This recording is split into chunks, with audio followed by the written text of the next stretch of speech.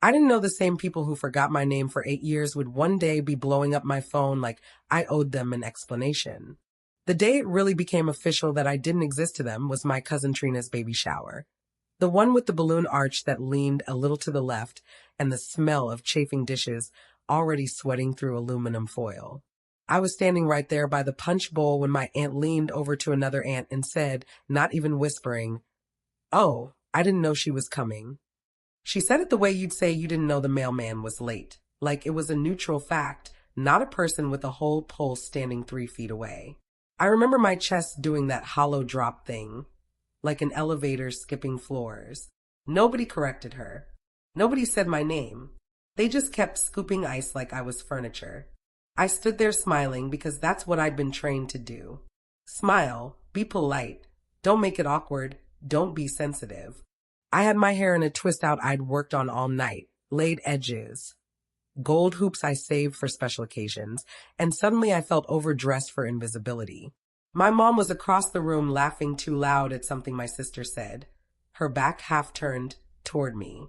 That was the moment I realized this wasn't an accident. This wasn't them being busy or forgetful. This was a pattern that had gotten comfortable.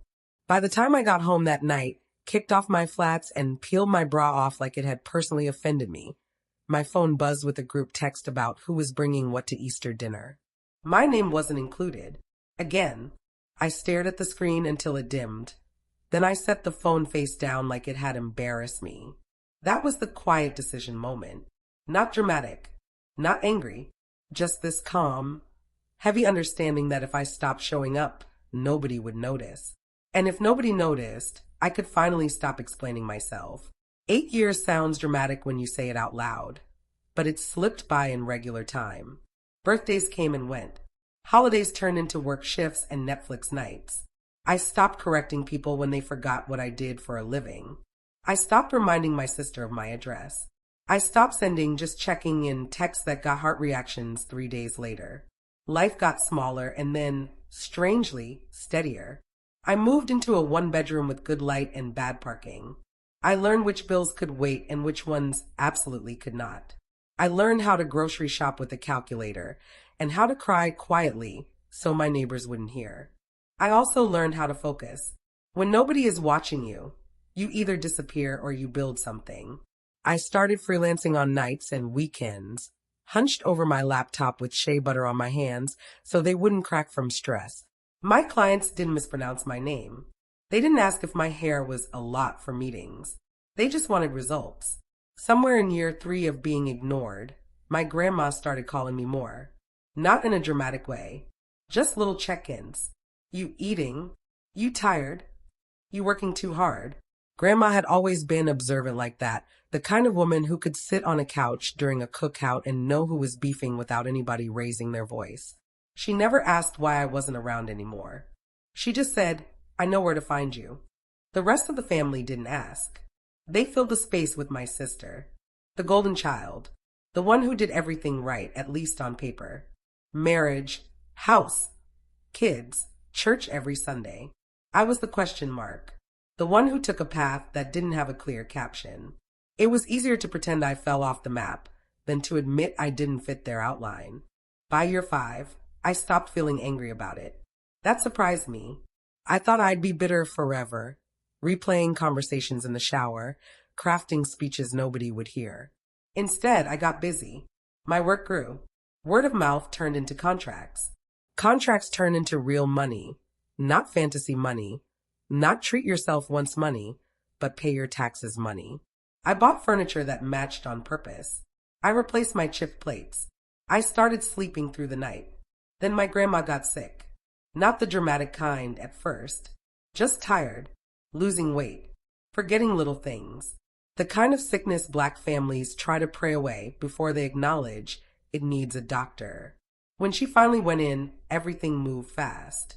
Too fast. Suddenly there were appointments and pamphlets and whispers in hallways. Suddenly my phone was ringing more. The first call I missed. The second one I answered. It was my mom. Sounding strained in that way, that means she's trying not to sound strained. "Your grandma's asking for you," she said, like it surprised her. I went to the hospital the next day. Walking into that room felt like stepping back into a version of myself I thought I'd outgrown. Grandma looked smaller, but her eyes were sharp as ever. She squeezed my hand like she was grounding herself. "There you are," she said. "Not where have you been? Not why don't you call? There you are." Like she knew I'd always come if she asked. The family dynamic snapped right back into place around that hospital bed. My sister giving updates like a press secretary. My aunts whispering but loud. Uncles arguing over parking like it was a constitutional issue. And me, sitting quietly, observing. Invisible again, except to Grandma. Over the next few weeks, I became the one who came early and stayed late. I took notes. I asked questions. I learned words I didn't want to know. I brought her favorite soup, even when she only took 3 bites. Nobody asked me to do this. Nobody thanked me either. It was just understood that I would handle it. The responsible one. The one who didn't have kids or a husband to rush home to. The strong one.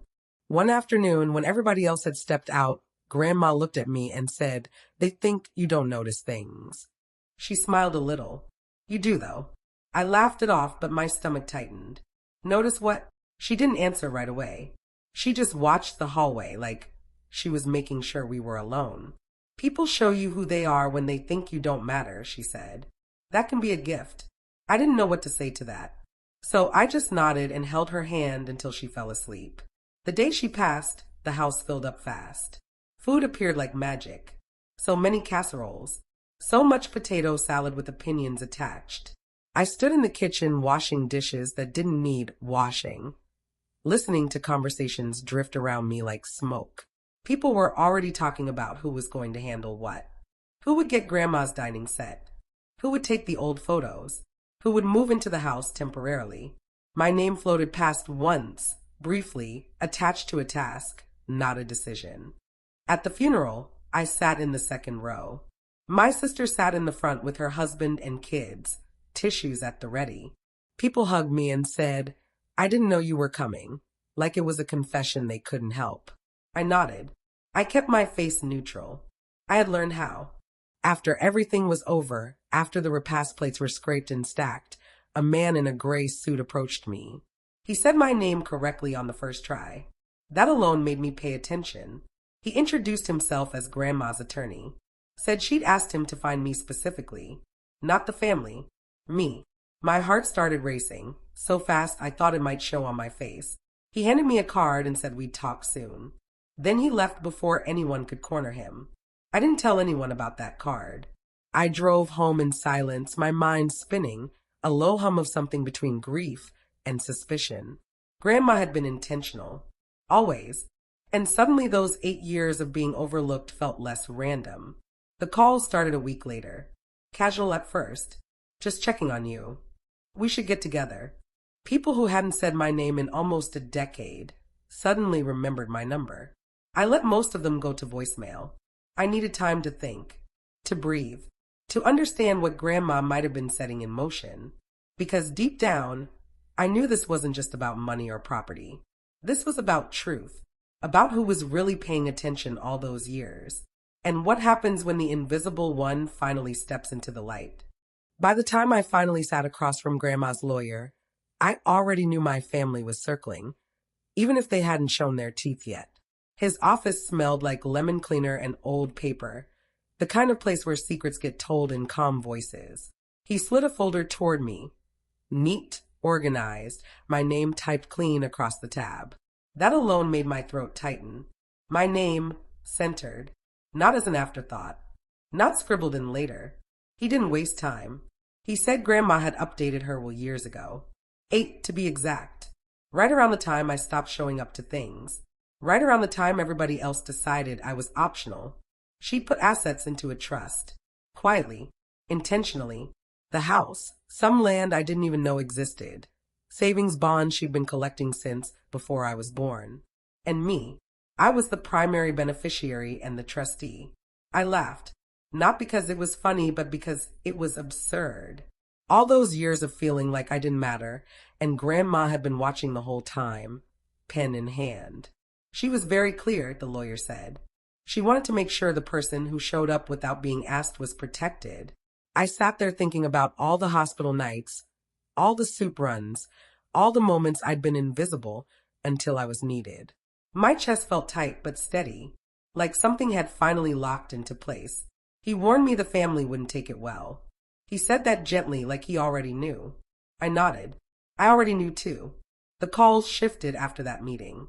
The tone changed. Less checking in, more fishing. Did Grandma leave you anything special? You know we should all sit down together. My sister texted me a smiley face, which in our family language meant she wanted something.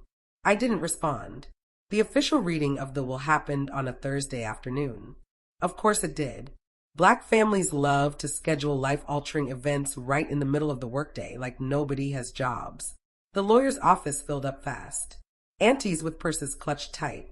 Uncles leaning back like they were at a cookout, not about to have their expectations rearranged. My sister sat front and center, confident, already sorting imaginary furniture in her head. I took a seat near the end. Old habits die hard. The lawyer started reading. Small bequests first. Jewelry. Donations to church. A few checks to cousins who barely called her. Nods all around. Approval. This was what they expected. Then he cleared his throat. The house went quiet in that specific way black rooms do when something's about to happen. Like everybody's spirit leaned forward at once. He said my name. Not once. Not twice. Over and over. Trustee. Beneficiary. Executor. The words stacked up like receipts. I felt eyes on me. Sharp. Confused. Some already angry. My sister's smile froze. My mom's head turned slowly, like she was trying to solve a math problem that didn't add up. Someone actually laughed. A short, disbelieving sound. One of my uncles muttered, "That can't be right." The lawyer kept going. Calm. Professional. Unbothered. He explained the trust. The timing. The intent. Grandma's handwritten notes. He quoted her directly at one point. She said, "She sees me." That's when my mom cried out. Not sobbing. Just this broken little sound, like air leaking out of a tire. I didn't look at her. I couldn't. I was too busy holding myself together. The room erupted after that. Questions. Accusations. Side conversations that weren't as quiet as people thought. My sister stood up, her voice tight, saying this wasn't fair, that she'd done everything right, that I'd disappeared. Somebody said my grandma must have been manipulated. Somebody else said I didn't deserve it. I stayed seated. I kept my hands folded. The lawyer shut it down fast. Said the will was ironclad. Said any contest would be expensive and likely unsuccessful. Said Grandma had been of sound mind and very specific. That word again. Specific. When it was over, people avoided me like I had a contagious disease. Or they hovered too close. Fake smiles glued on. Already rewriting history. You know we love you. You could have called. We didn't know you felt that way. I nodded. I thanked them. I left early. That night, my phone finally exploded. Messages, calls, voicemails stacked on top of each other. My sister's message was the longest. Paragraphs. Hurt. Confusion. A reminder of everything she'd done for the family. Not one apology. Not one acknowledgement of the years she'd forgotten me. My mom called too. I answered that one. She didn't yell. That surprised me. She sounded tired. Older. She said she didn't understand why Grandma would do this. I told her I thought she did understand. There was a long silence on the line. The kind where truth is sitting there, waiting to be acknowledged. I didn't know you felt pushed out, she said finally. I swallowed. You didn't ask. Another silence. Heavier this time. The fallout lasted months. Family group chats went quiet, then restarted without me. Then someone added me back like it was an accident. Invitations came with disclaimers. No pressure. Just saying. I went to some things. Skipped others. I set boundaries I didn't explain. Managing the trust was work, but it was grounding. Fixing up Grandma's house felt like honoring her, not claiming something. I kept her chair by the window. I left her spice cabinet exactly how it was, unlabeled jars and all. I visited the land she'd owned, walked it slowly, imagined her younger, dreaming bigger than she ever said out loud. The biggest change wasn't the money. It was the shift. People listened when I spoke. They checked their tone. They asked instead of assumed. Power does that, even quiet power. I hated that it took this for them to see me, but I accepted it anyway. Grandma wouldn't have wanted me to shrink. One afternoon, months later, my sister came by unannounced. No kids, no husband, just her. She looked around the house like she was seeing it for the first time. She sat across from me at the kitchen table, fingers wrapped tight around her mug. I didn't know, she said, and for the first time I believed her. I thought you just didn't want to be around us. I looked at her, really looked at her. The pressure she'd lived under, the expectations, the pedestal that didn't allow missteps. We were both shaped by the same family, just in opposite ways. I wanted to be seen, I said. Same as you. She nodded. Tears spilled. Not dramatic, just real. We didn't fix everything that day, but something cracked open. Now, when people ask me about those 8 years, I don't say I was ignored. I say I was being prepared. Grandma saw what the silence gave me. Focus, strength, discernment. She trusted me with what mattered because I'd already survived not mattering at all. Sometimes I still laugh about it. The way they had to track me down after pretending I didn't exist. The irony of it all isn't lost on me. But mostly I'm grateful. Grateful for a grandmother who paid attention. Grateful for the version of me who kept going even when nobody clapped. And every time I sit in that house, sunlight hitting the same floor she walked, I hear her voice clear as day.